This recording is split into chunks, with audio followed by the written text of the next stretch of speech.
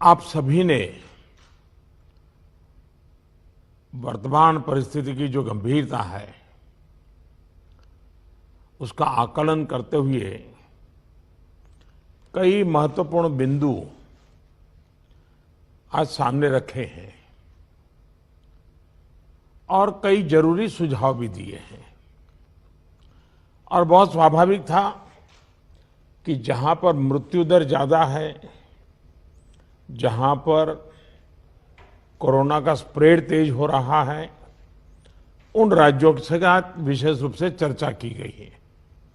लेकिन बाकी राज्यों के पास भी काफी अच्छे सुझाव हो सकते हैं।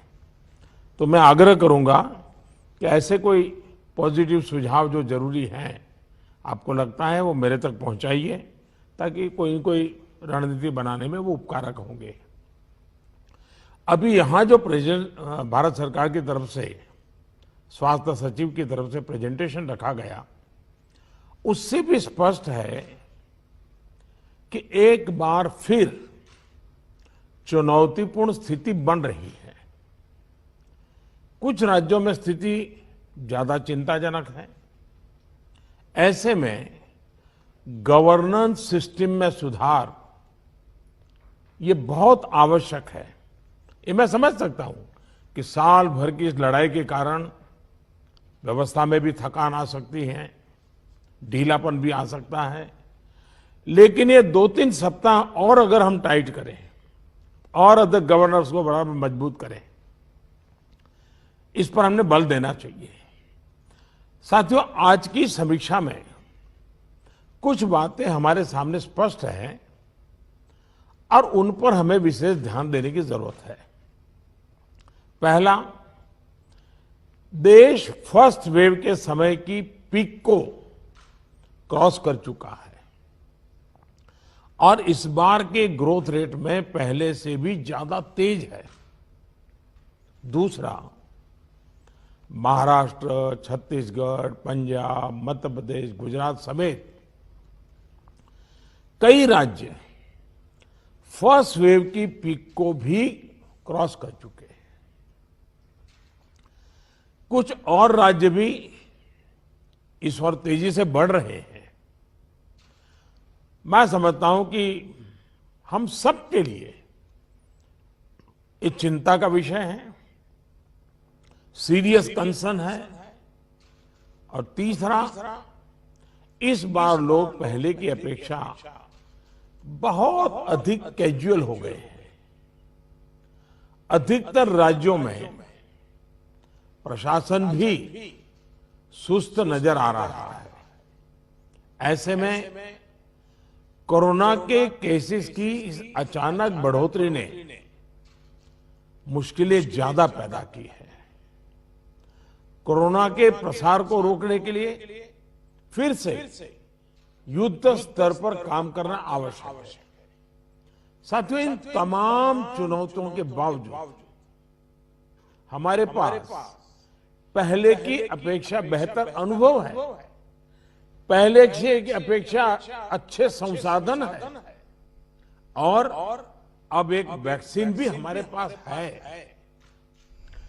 जन भागीदारी के साथ साथ हमारे परिश्रमी डॉक्टर्स और health workers, health care staff ने स्थिति को संभालने में बहुत मदद की है और आज भी कर रहे हैं। आप सभी में अपने पहले के अनुभवों का प्रभावी ढंग से उपयोग अपेक्षित है। अब आप कल्पना कीजिए कि गत वर्ष इन दिनों में हमारे हाल क्या थे। हमारे पास टेस्टिंग लैब नहीं थे, इवन मास्क कहां से मिलेगा ये भी एक चिंता का विषय था, पीपी किट नहीं था। और उस समय हमारे लिए बचने का एकमात्र साधन बचा था लॉकडाउन, ताकि हम व्यवस्थाओं को एकदम से जितना तेजी से बढ़ा सके और वो हमारी स्ट्रेटेजी काम आई। हम व्यवस्थाओं को बना सके, संसाधन खड़े कर पाए, हमारी अपनी कैपेबिलिटी बढ़ाई, दुनिया से जहां से प्राप्त कर सकते कर पाए और लॉकडाउन के समय का हमने उपयोग किया। लेकिन आज जो स्थिति है, आज जब हमारे पास सब संसाधन है, तो हमारा बल और ये हमारे गवर्नेंस की कसौटी है। हमारा बल माइक्रो कंटेनमेंट जोन पर होना चाहिए। छोटे छोटे कंटेनमेंट जोन पे सबसे ज्यादा होना चाहिए। जहां पर रात्रि कर्फ्यू का प्रयोग हो रहा है, वहां मेरा आग्रह है कि उसके लिए शब्द प्रयोग हमेशा करें, कोरोना कर्फ्यू, ताकि कोरोना के प्रति एक सजगता बनी रहे। कुछ लोग ये इंटेलेक्चुअल डिबेट करते हैं कि क्या कोरोना रात को ही आता है। हकीकत में दुनिया ने भी ये रात्रि कर्फ्यू के प्रयोग को स्वीकार किया है, क्योंकि हर व्यक्ति को कर्फ्यू समय होता है तो याद आता है कि हाँ, मैं कोरोना काल में जी रहा हूं और बाकी जीवन व्यवस्थाओं को कम से कम प्रभाव होता है। हाँ, अच्छा होगा कि हम कोरोना कर्फ्यू रात को 9 बजे शुरू करें या रात को 10 बजे शुरू करें और सुबह 5-6 बजे तक चलाएं, ताकि बाकी व्यवस्थाओं को प्रभाव ज्यादा न हो। और इसलिए उसको कोरोना कर्फ्यू के नाम से ही प्रचलित करें। और कोरोना कर्फ्यू एक प्रकार से लोगों को एजुकेट करने के लिए काम आ रहा है, अवेयरनेस के लिए काम आ रहा है, तो हमने इसके तरफ ध्यान देने के। लेकिन मैंने पहले कहा, अब हमारे पास व्यवस्थाएं इतनी हो चुकी हैं, माइक्रो कंटेनमेंट जोन, उसी पर बल दीजिए, आपको अच्छे परिणाम मिलेंगे। हाँ, उसमें जरा सरकार को थोड़ी मेहनत ज्यादा पड़ती है, गवर्नेंस को टाइट रखना पड़ता है, हर चीज को माइन्यूटली ऑब्जर्व करना पड़ता है, लेकिन ये मेहनत रंग लाएगी, ये मुझ पर विश्वास कीजिए। दूसरी बात है, हमने पिछली बार कोविड का आंकड़ा 10 लाख एक्टिव केसेस से 1.25 लाख तक नीचे लाकर दिखा दिया था। ये जिस रणनीति पर चलते हुए संभव हुआ, वो आज भी उतने ही सटीक है। और मजा देखिए, उस समय सफलता हम ही लोगों ने पाई थी, तब संसाधन भी कम थे। आज तो संसाधन ज्यादा है और अनुभव भी ज्यादा है, और इसलिए हम इस पीक को बहुत तेजी से नीचे ला सकते हैं, पीक को ऊपर जाते रोक भी सकते हैं। और अनुभव कहता है कि test, track, treat, covid appropriate behaviour और कोविड मैनेजमेंट, इन्हीं चीजों पर हमें बल देना है। और आप देखिए, अब एक विषय ऐसा आया है, मैं आप सभी मुख्यमंत्रियों से आग्रह करता हूं कि आप अपने राज्य की मशीनरी के द्वारा थोड़ा अगर एनालिसिस करें, सर्वे करें, और एक सवाल का जवाब हमें मिल सकता है क्या, मैं इसको सवाल के रूप में कह रहा हूं। होता क्या है कि इन दिनों कोरोना में, ये थोड़ा वेरिफिकेशन का विषय है, लेकिन आप भी उसको राज्य में करवा सकते हैं। पहले कोरोना के समय क्या होता था, हल्के फुल्के सिम्टम्स भी लोग डर जाते थे, तो तुरंत एक्शन लेते थे। दूसरा, इन दिनों बहुत पेशेंट असिम्टोमेटिक है और उसके कारण उनको लगता है तो ऐसे ही थोड़ा जुकाम हो गया, ऐसा हो गया, कभी कभी तो वो भी नजर नहीं रहा, और उसके कारण वो परिवार में पहले की तरह ही जिंदगी जीते हैं और परिणाम स्वरूप पूरा परिवार लपेट जाता है और फिर इंटेंसिटी बढ़ती है। तब हमारे ध्यान आता है, जो आज परिवार जो इसमें लपेट में आ रहे हैं, उसका मूल कारण है शुरुआत एसिम्टोमेटिक से होती है और केयरलेस होती है। उसका उपाय क्या है? उसका उपाय है प्रोएक्टिव टेस्टिंग। हम जितना ज्यादा टेस्टिंग करेंगे तो एसिम्टोमेटिक जो पेशेंट होगा वो भी ध्यान में आ जाएगा, तो परिवार में होम क्वारंटाइन वगैरह ढंग से कर लेगा। वो परिवार के साथ जैसे नॉर्मल जिंदगी जीता है वो नहीं जिएगा, और इसलिए पूरा परिवार जो आज सब लपेट में आ जाता है उसको हम बचा सकते हैं।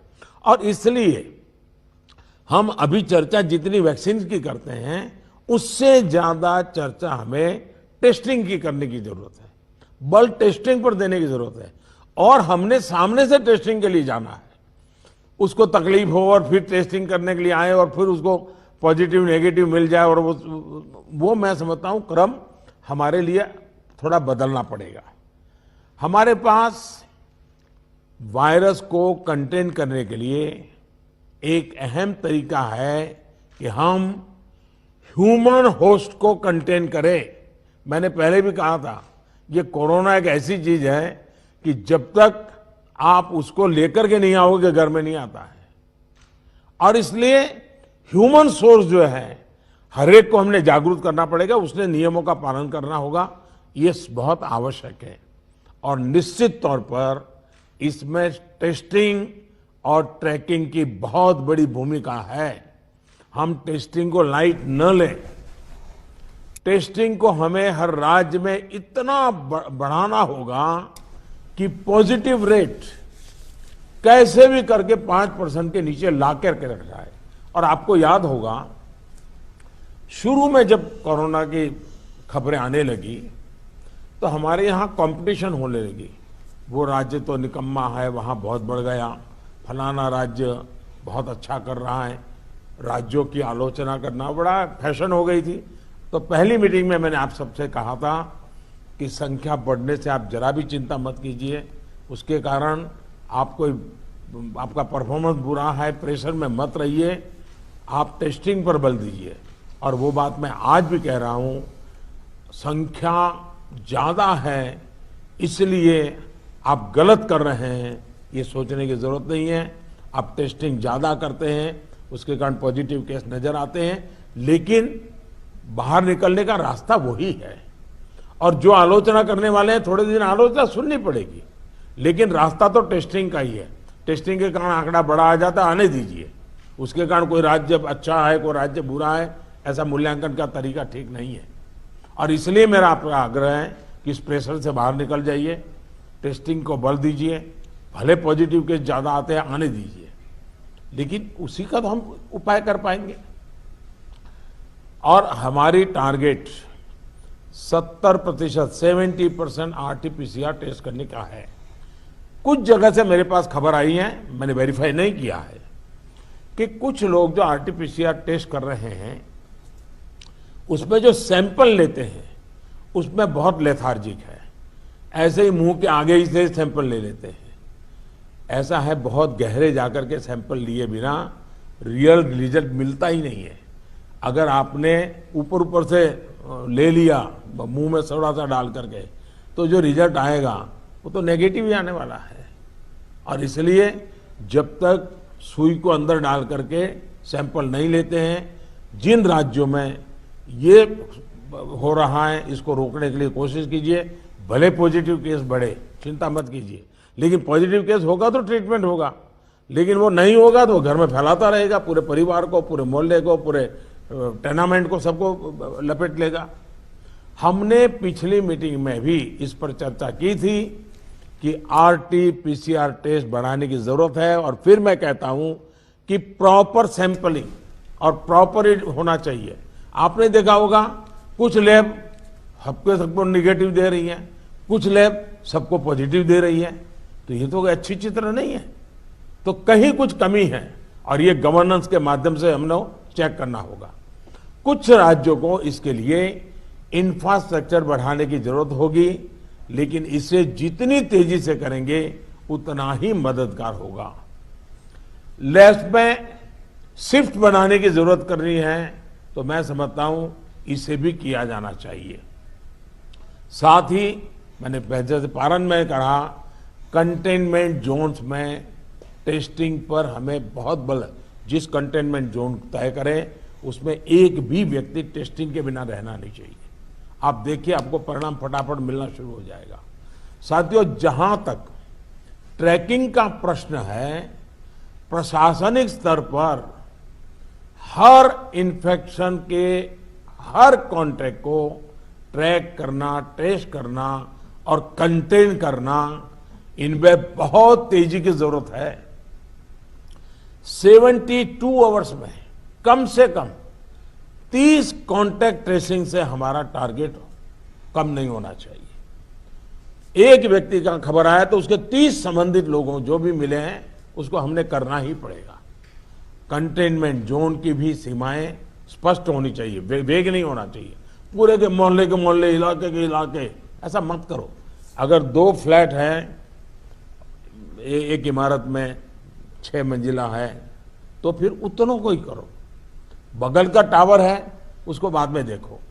अदरवाइज क्या होगा कि हम सब के सब सरल मार्ग यही है कि मेहनत कम पड़ती है, ये कर दो, उस दिशा में मत जाइए। आप सब इस दिशा में सक्रिय हैं, बस हमारी सतर्कता में कोई कमी नहीं आनी चाहिए, यही मेरा आग्रह रहेगा।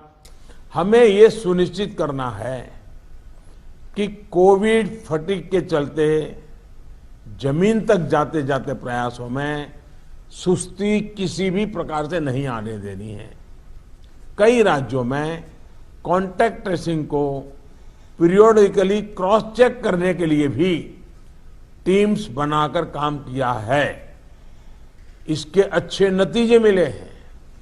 हम सबको ये भी अनुभव है कि जहां कंटेनमेंट जोन में हेल्थ मिनिस्ट्री की एसओपीज का, और मैं मानता हूं ये एसओपी बड़े अनुभव से तैयार हुई है और समय समय पर उसको अपग्रेड किया गया है, उस एसओपी का प्रभावी पालन हो रहा है, वहां बहुत अच्छी सफलता मिल रही है। इसलिए मेरा ये सुझाव जरूर होगा कि इस और विशेष ध्यान दिया जाए। साथियों, हमने चर्चाओं के दौरान अभी मोर्टालिटी रेट पर चिंता जताई। ये कम से कम रहे, इन पर भी हमें बहुत जोर देना है।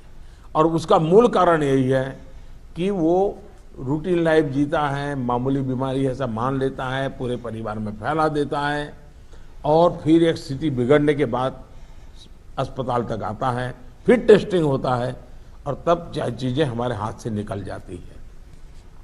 हमारे पास हर हॉस्पिटल में डेथ एनालिसिस की जानकारी होनी चाहिए।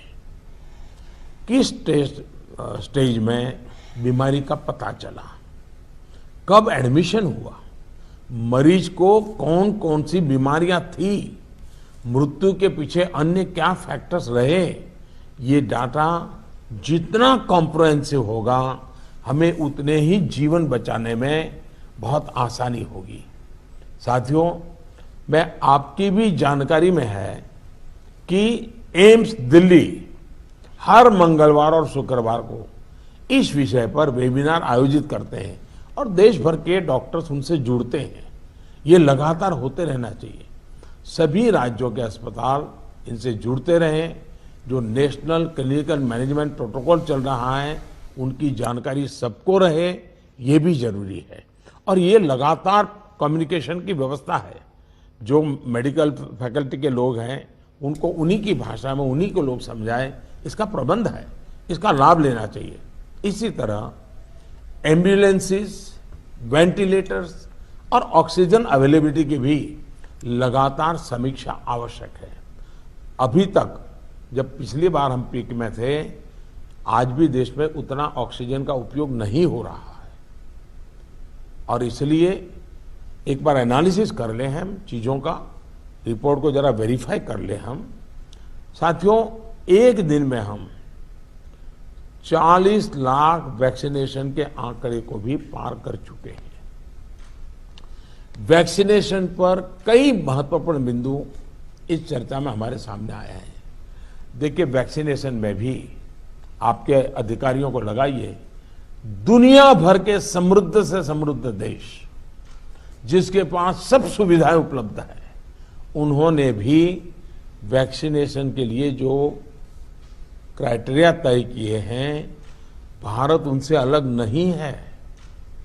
आप जरा स्टडी तो कीजिए, आप पढ़े लिखे लोग आपके पास है, जरा देखिए तो सही। और नए वैक्सीन डेवलपमेंट के लिए जितना भी कोशिश हो रही है, मैक्सिमम वैक्सीनेशन और मैन्युफैक्चरिंग कैपेसिटी है, उसके लिए भी काम हो रहा है। और वैक्सीन के डेवलपमेंट से लेकर स्टॉक और वेस्टेज जैसे जरूरी बिंदुओं पर भी चर्चा हुई है।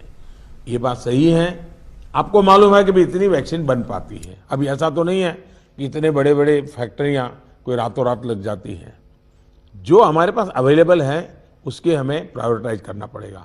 किसी एक राज्य में सारा माल रख करके हमें परिणाम मिल जाएगा, ये सोच ठीक नहीं है। हमें पूरे देश को ख्याल करके ही उसको मैनेजमेंट करना पड़ेगा। कोविड मैनेजमेंट का एक बहुत बड़ा पार्ट वैक्सीन वेस्टेज ये रोकना भी है। साथियों, वैक्सीन को लेकर राज्य सरकारों की सलाह, सुझाव और सहमति ने से ही देशव्यापी रणनीति बनी है। मेरा आप सभी से आग्रह होगा कि हाई फोकस्ड डिस्ट्रिक्शन जो है उनमें 45 साल के ऊपर 100% वैक्सीन के लिए लगातार प्रयास कीजिए। एक बार एक तो अचीव करके देखिए। मैं एक सुझाव देता हूं, क्योंकि ये कभी कभी वातावरण बदलने के लिए चीजें बहुत काम आती हैं। 11 अप्रैल ज्योतिबा फुले जी की जन्म जयंती है और 14 अप्रैल बाबा साहब आम्बेडकर जी की जन्म जयंती है। क्या हम 11 अप्रैल से 14 अप्रैल पूरे अपने राज्य में टीका उत्सव मना सकते हैं? एक पूरा वातावरण क्रिएट कर सकते हैं टीका उत्सव का। एक विशेष अभियान चलाकर हम ज्यादा से ज्यादा एलिजिबल लोगों को वैक्सीनेट करें। जीरो वेस्टेज तय करें हम कि इन 4 दिन जो है टीका उत्सव में जीरो वेस्टेज होगा। वो भी हमारी वैक्सीनेशन कैपेसिटी को बढ़ा देगा। हमारी वैक्सीनेशन कैपेसिटी का ऑप्टिमम यूटिलाइजेशन ये हम लोग करें। और इसके लिए अब हमें यदि वैक्सीनेशन केंद्रों की संख्या बढ़ानी है तो उसको भी बढ़ाएं। पहले एक बार देखें कि हम 11 से 14 अप्रैल किस प्रकार से चीजों को मोबिलाइज कर सकते हैं। एक अचीवमेंट का सेटिस्फैक्शन मिलेगा, वातावरण बदलने में बहुत काम आएगा। और मैं भारत सरकार को भी मैंने कहा हुआ है कि जितनी मात्रा में हम वैक्सीनेशन पहुंचा सकते हैं पहुंचाने का प्रयास करें। हमारा प्रयास यही होना चाहिए कि इस टीका उत्सव में हम ज्यादा से ज्यादा लोगों को वैक्सीनेट करें, और वो भी एलिजिबल वर्ग को। मैं देश के युवाओं से भी आग्रह करूंगा कि आप अपने आसपास के भी 45 साल के ऊपर के जो लोग हैं उनको वैक्सीन लगाने के लिए मदद करिए। मेरी नौजवानों से विशेष अपील है, आप हेल्दी हैं, सामर्थ्यवान हैं, आप बहुत कुछ कर सकते हैं, लेकिन अगर मेरा देश का नौजवान कोरोना के जो एसओपीज हैं, जो प्रोटोकॉल्स हैं, डिस्टेंस मेंटेन करने वाली बात है, मास्क पहनने वाली बात है, अगर मेरा देश का नौजवान इसको लीड करेगा तो कोरोना की कोई ताकत नहीं है कि मेरे नौजवान तक पहुंच जाए। हम पहले इस प्रिकॉशन को नौजवानों पर बल दें। नौजवानों को वैक्सीन के लिए जितना हम मजबूर करना चाहते हैं उससे ज्यादा उसको प्रोटोकॉल के लिए प्रेरित करें। अगर हमारा नौजवान इसको बीड़ा उठा लेगा, खुद भी प्रोटोकॉल का पालन करेगा, औरों से भी करवाएगा, तो आप देखिए वही स्थिति जैसे हम एक बार पीक पर जाकर के नीचे आए थे, दोबारा हम आ सकते हैं। इस विश्वास के साथ हम आगे चल सकते हैं।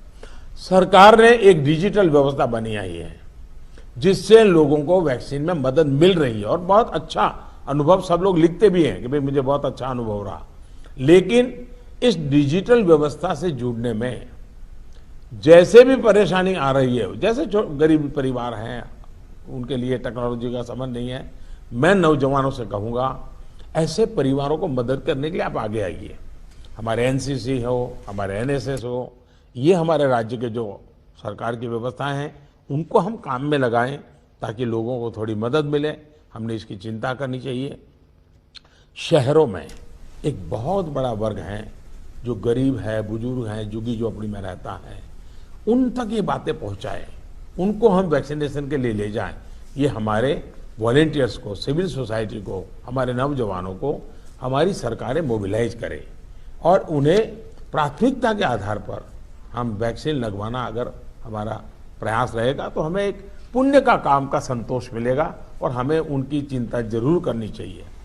वैक्सीनेशन के साथ साथ हमें ये भी ध्यान रखना है कि वैक्सीन लगवाने के बाद भी लापरवाही न बरते। सबसे बड़ी संकट ये हो गया है कि भाई अब मुझे कुछ होगा ही नहीं। देवन से मैं कह रहा हूं, दवाई भी और कड़ाई भी। हमें लोगों को ये बार बार बताना होगा कि वैक्सीन लगने के बाद भी मास्क वगैरह जो प्रोटोकॉल्स है उसका पालन और अनिवार्य है। इंडिविजुअल लेवल पर लोगों में मास्क और सावधानी को लेकर जो लापरवाही आई है उसके लिए फिर से जागरूकता जरूरी है। जागरूकता के इस अभियान में हमें एक बार फिर समाज के प्रभावी व्यक्तियों, सामाजिक संगठनों, सेलिब्रिटीज, ओपिनियन मेकर्स अपने साथ जोड़ना होगा। और इसके लिए मेरा आग्रह है कि गवर्नर नाम की जो अपने यहाँ इंस्टीट्यूट है उसका भी भरपूर उपयोग किया जाए। क्या गवर्नर साहब के नेतृत्व में, मुख्यमंत्री जी के मार्गदर्शन में ऑल पार्टी मीटिंग, राज्य तो सबसे पहले कर लें, राज्य ऑल पार्टी मीटिंग करें और ऑल पार्टी मीटिंग करके एक एक्शनेबल पॉइंट तय करें। फिर मेरा आग्रह है कि गवर्नर साहब और मुख्यमंत्री मिलकर के जितने भी इलेक्टेड लोग हैं उनका वर्चुअल वेबिनार करें। पहले अर्बन बॉडीज का करें, फिर रूरल बॉडीज का करें, जितने लोग चुन करके आए हैं उनसे करें और उनके सामने सभी आपके असेंबली में जो जीत करके लोग आए हैं उसके जो फ्लोर लीडर हैं सब संबोधित करें। तो एक पॉजिटिव मैसेज अपने आप शुरू हो जाएगा कि भाई इसमें राजनीति नहीं करनी है, सबने मिलकर के करना है। तो मैं समझता हूँ एक तो ये प्रयास करना चाहिए।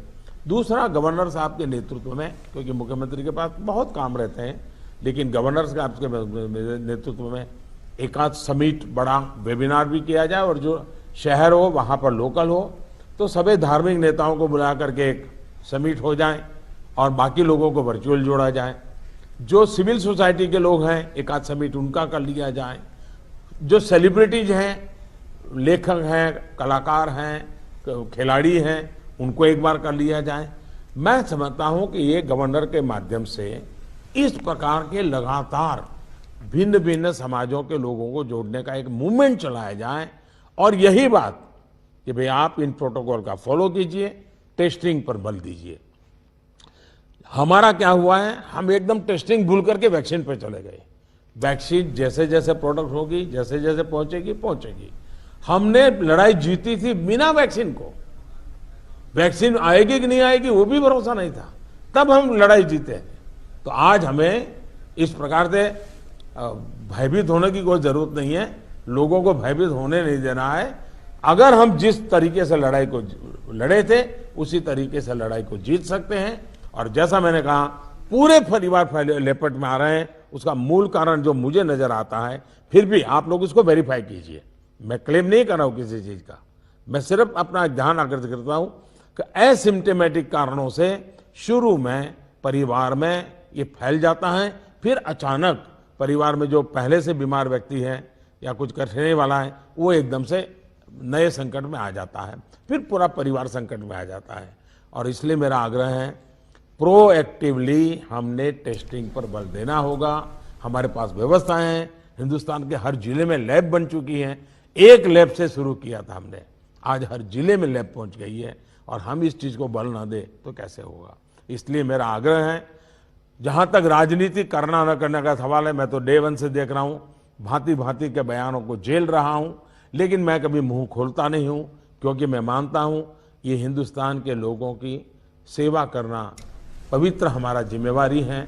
हमें ईश्वर ने इस समय ये कठिन परिस्थिति में सेवा करने का जिम्मा दिया है, हमने इसको निभाना है। जो राजनीति करना चाहते हैं वो कर ही रहे हैं, उनके लिए मुझे कुछ कहना नहीं है। लेकिन हम सभी मुख्यमंत्री अपने राज्य के सभी दलों को बुला करके, सभी प्रकार के लोगों को साथ रख करके अपने राज्य में स्थिति को बदलने के लिए आगे आएंगे। मुझे पक्का विश्वास है इस संकट को भी हम देखते ही देखते पार करके निकल जाएंगे। फिर एक बार मेरा यही मंत्र है, दवाई भी और कड़ाई भी। ये इस विषय में कोई कॉम्प्रोमाइज मत कीजिए जी। मैंने पिछली बार भी कहा था कि आपको जुकाम की दवा ले ली और बार बारिश आ रही है, आप कहें मैं छाते का उपयोग नहीं करूंगा, ये नहीं चल सकता है। आपको अगर जुकाम हुआ है, दवाई ली है, ठीक हुए, तो भी अगर बारिश आ रही है तो आपको छाता रखना ही पड़ेगा, रेनकोट पहनना ही पड़ेगा। वैसा ही ये कोरोना एक ऐसी बीमारी है, जैसे हर प्रोटोकॉल में फॉलो करते हैं, इसको भी करना पड़ेगा। और मैं ये कहूंगा कि जैसे हमने पिछली बार कोरोना को नियंत्रित किया था, वैसे ही हम इस बार भी कर लेंगे, मेरा पक्का विश्वास है और मेरा आप पर भरोसा है। आप अगर इनिशिएटिव लेंगे, चिंता करेंगे और फोकस टेस्टिंग पे कीजिए। वैक्सीनेशन की व्यवस्था एक लंबे कालखंड के लिए है, जो निरंतर चलानी होगी, वो चलाते रहेंगे। आज बल हम इस पर दें और जो एक टीका उत्सव एक ब्रेक थ्रू करने के लिए तय किया है, उस टीका उत्सव पर हम एक नई सफलता प्राप्त करें। एक नया विश्वास पैदा करने के लिए एक छोटा सा अवसर काम आ सकता है। मैं फिर एक बार आपके सुझावों की प्रतीक्षा करूंगा। बहुत बहुत धन्यवाद।